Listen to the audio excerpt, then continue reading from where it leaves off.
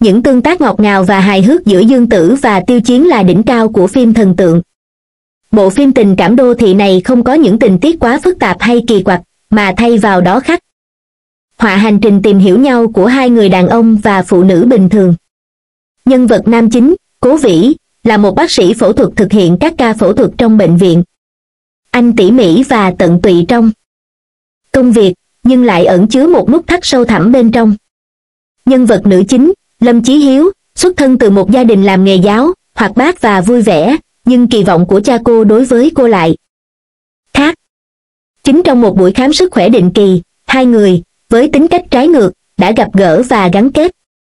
Câu chuyện tiếp theo xoay quanh hành trình của họ từ xa lạ đến thân thuộc, từ thấu hiểu nhau đến nảy sinh tình cảm. Bộ phim khắc họa tỉ mỉ từng chi tiết trong mối quan hệ của họ. Cố Vĩ say đắm Lâm Chí Hiếu, cẩn thận che giấu tình cảm của mình dành cho cô, sợ bị tổn thương. Lâm Chí Hiếu không hề hay biết tình cảm thầm kín của anh dành cho mình, chỉ coi anh như một người bạn thân thiết. Cốt truyện tưởng chừng như bình thường này lại được khắc họa sâu sắc bởi diễn xuất xuất sắc của hai diễn viên. Khán giả dõi theo tình cảm thầm kín của Cố Vi dành cho Lâm Chí Hiếu, lo lắng về những khó khăn trong mối tình đơn phương của anh. Họ cũng bị cuốn hút bởi tính cách đáng yêu và cởi mở của Lâm Chí Hiếu, mỉm cười thấu hiểu trước sự ngây thơ vô tư của cô. Sự kết hợp tình cờ giữa hai cuộc đời họ thật khó quên. Chính những chi tiết này đã thổi hồn vào một bộ phim tình cảm đô thị bình thường với sức sống và nét quyến rũ độc đáo, biến nó thành một kiệt tác trong số các phim thần tượng. Cuối cùng, hãy bắt đầu với cái kết. Cha của Lâm Chí Hiếu được chẩn đoán mắc bệnh ung thư giai đoạn cuối, buộc cô phải đối mặt với một quyết định quan trọng, tiếp tục theo đuổi ước mơ âm nhạc hay từ bỏ và dành những ngày cuối đời bên gia đình. Lâm Chí Hiếu, con một, sinh ra trong một gia đình giáo viên, và cô đã có niềm yêu thích và năng khiếu âm nhạc sâu sắc ngay từ khi còn nhỏ. Ước mơ của cô là trở thành một nghệ sĩ cello chuyên nghiệp, nhưng cha cô lại muốn cô nối nghiệp gia đình. Nhưng giờ đây, mâu thuẫn này không còn quan trọng nữa. Giá trị của cuộc sống lớn hơn bất cứ điều gì khác. Trong khi đó, nam chính, Cố Vĩ, là một bác sĩ phẫu thuật chính, tỉ mỉ và quyết đoán trong công việc. Tuy nhiên, anh lại mang trong mình một cái gai ẩn giấu, một ca bệnh trước đó, anh khăng khăng theo đuổi kế hoạch điều trị của riêng mình, phớt lờ lời khuyên của người thầy. Cuối cùng dẫn đến cái chết của người thầy do chảy máu sau phẫu thuật. Điều này khiến anh tự hỏi liệu mình có nên tiếp tục tham gia vào các bộ phim phẫu thuật lâm sàng hay không. Trong một lần khám sức khỏe định kỳ cho cha của Lâm Chí Hiếu, số phận của người thầy và vị bác sĩ tài giỏi giao thoa, Cố Vĩ phát hiện ra tình trạng của cha Lâm Chí Hiếu trong quá trình khám và khăng khăng đòi xét nghiệm thêm, cuối cùng xác nhận anh bị ung thư. Từ khoảnh khắc này, số phận của hai người trở nên gắn bó chặt chẽ với nhau, giống như hai đường thẳng không liên quan được lực hấp dẫn của số phận kéo lại với nhau. Trong khi một người phải đối mặt với quyết định sống còn, người kia lại quyết tâm chứng minh giá trị y thuật của mình. Trái ngược lại, Cố Vi lại tỏ ra u sầu và dè dặt. Vụ án kinh hoàng trong quá khứ vẫn còn vang vọng trong tâm trí anh, làm lung lay niềm tin vào y thuật của anh và khiến anh thận trọng, lo sợ lời nói và hành động của mình sẽ lại làm tổn thương người khác. Thái độ dễ mến và cởi mở của Lâm Chí Hiếu vô tình chạm đến vết thương sâu thẳm trong lòng Cố Vi, khiến anh tự trách mình và vô thức tránh xa cô. Tuy nhiên, Lâm Chí Hiếu vẫn không hề hay biết, vẫn coi Cố Vi như một người bạn thân thiết. Cố Vi từ lâu đã bị thu hút bởi bản tính ngây thơ, vô tư lự của Lâm Chí Hiếu, không thể nào quên được mối tình oan trái này. Sâu thẳm trong lòng, anh cảm thấy một tình cảm dâng trào, nhưng anh phải kìm nén những cảm xúc này để tránh gây ra tổn thương.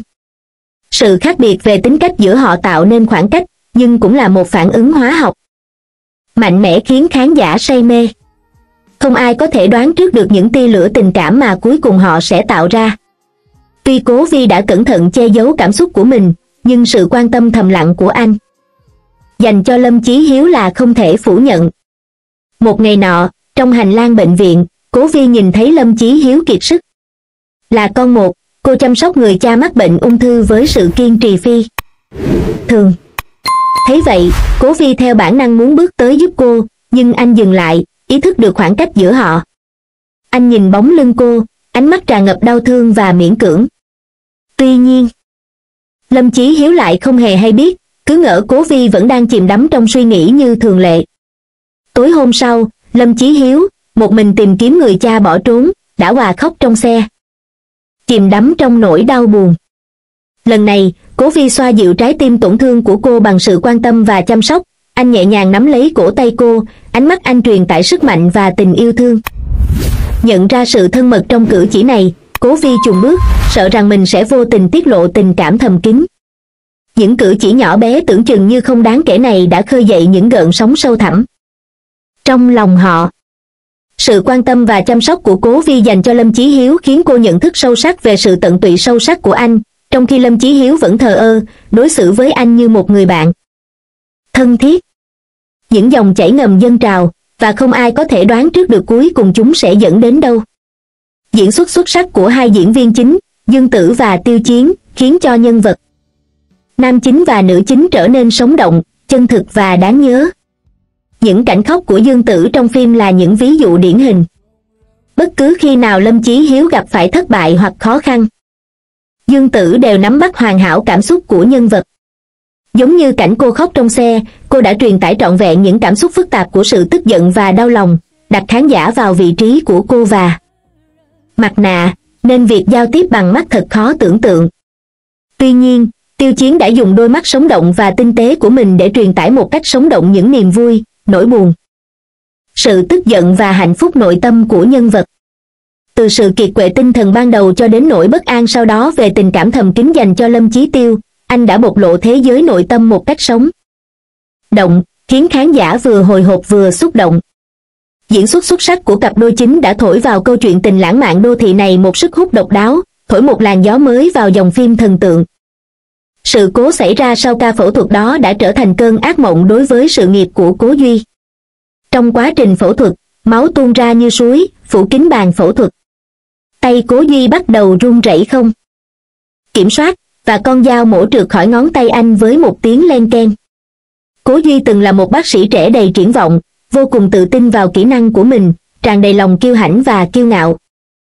Tuy nhiên, sai lầm này đã khiến anh rơi xuống từ bệ đỡ của mình, khiến anh chìm trong biển oán hận, tự trách và tội lỗi. Cảm xúc dâng trào như thủy triều, hoàn toàn nhấn chìm anh.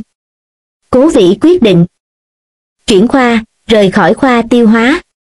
Đây không chỉ là một lối thoát, mà là một hình thức tự trừng phạt. Anh không thể tha thứ cho những sai lầm của mình, dù chỉ là một sơ suất nhỏ nhất.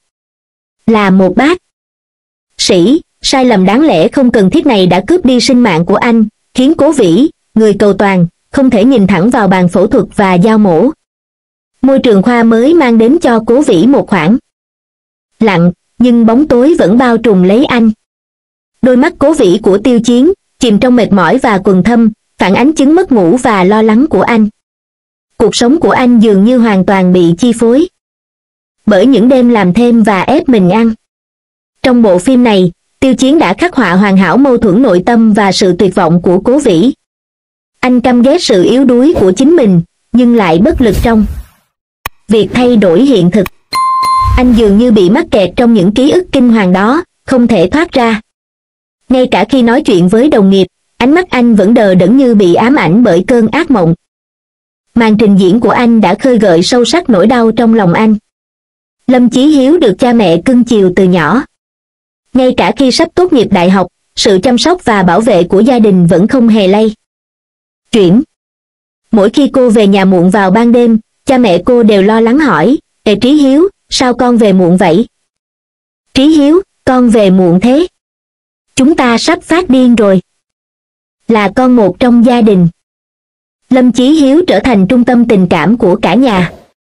Cha cô, Lâm Kiến Quốc, là một hiệu trưởng nghiêm khắc ở trường, đối xử tàn nhẫn với học sinh, nhưng ở nhà, ông lại là một người cha hết mực yêu thương, chiều chuộng Lâm Chí Hiếu theo mọi ý thích.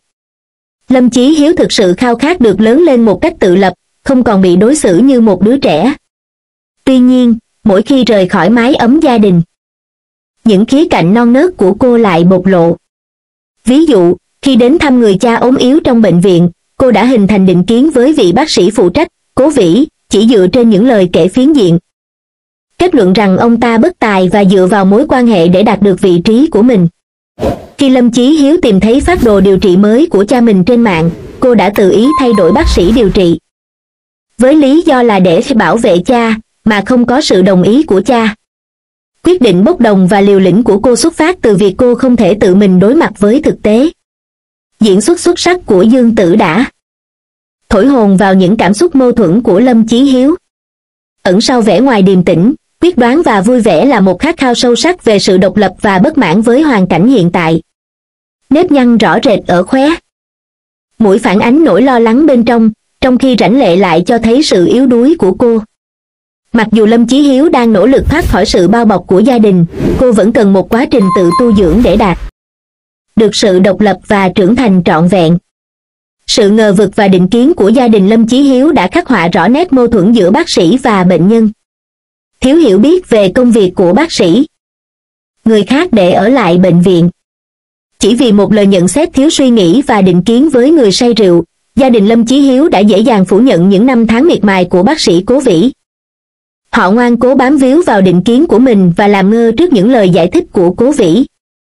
Mặc dù Cố Vĩ đã cố gắng hết sức, anh chỉ có thể im lặng chịu đựng những tổn thương do sự vu khống và hiểu lầm của người khác gây ra.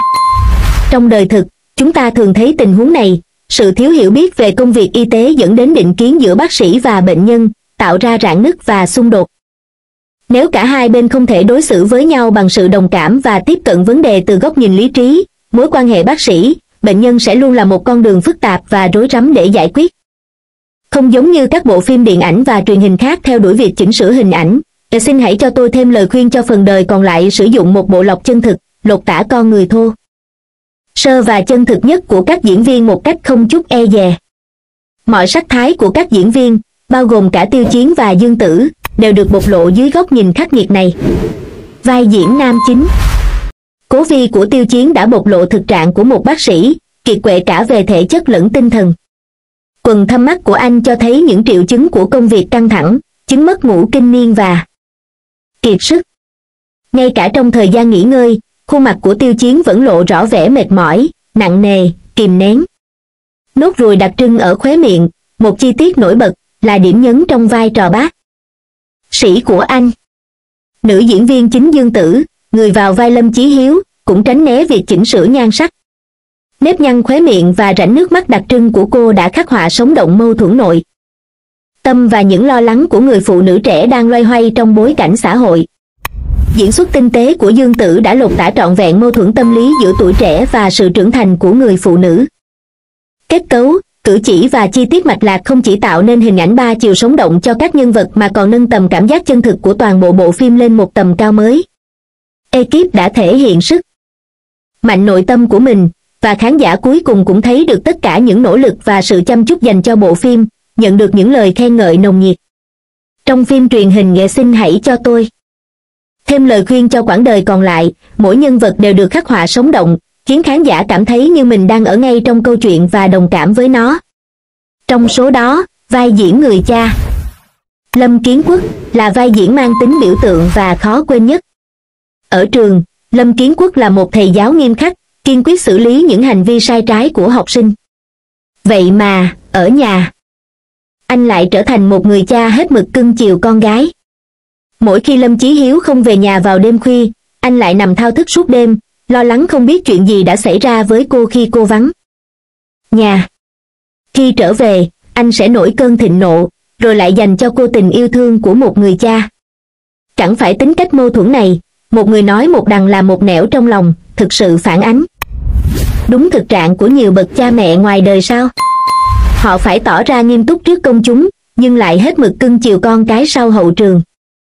Sự mâu thuẫn mà Lâm Kiến Quốc thể hiện sự phát triển nhân vật ở mức độ cao nhất.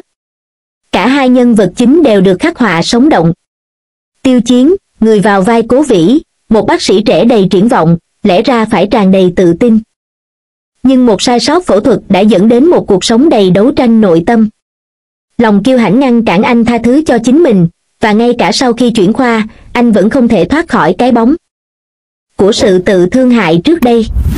Trong phim, diễn xuất đầy kìm nén và tuyệt vọng của Tiêu Chiến thực sự khó quên, đặc biệt là quầng thâm mắt và biểu cảm bất lực.